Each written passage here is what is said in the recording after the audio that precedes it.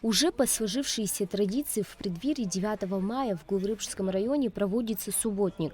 По словам заместителя главы районной администрации, такие общие субботники проводятся 2-3 раза в год. И эти мероприятия не только способствуют поддержанию чистоты в районе, но и объединяют людей. В субботниках активно участвуют молодые люди, активисты и сотрудники бюджетных организаций, что делает это событие особенно значимым. На сегодняшний день у нас мероприятия проходят во всем районе.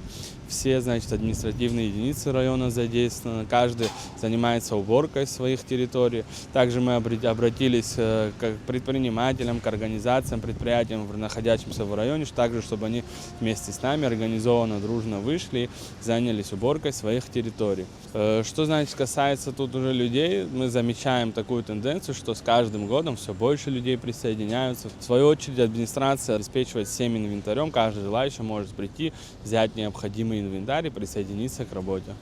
На территории совхоза поселка Гулрыбш продолжается благородная традиция благоустройства памятников погибшим в Великой Отечественной войне.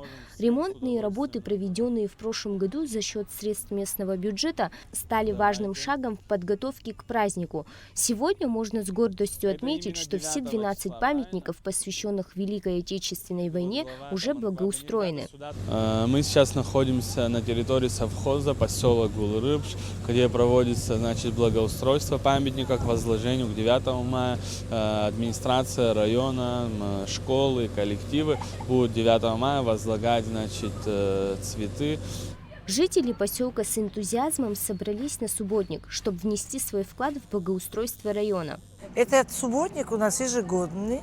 Последняя пятница апреля месяца запланирована во главе нашего руководства. И мы с удовольствием принимаем участие, потому что красоту наводим и в дальнейшем готовимся к летнему сезону.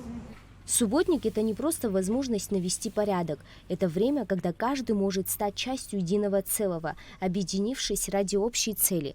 Милана Агарба, Фатима Гергия, Рамо Камки, Абхазское телевидение.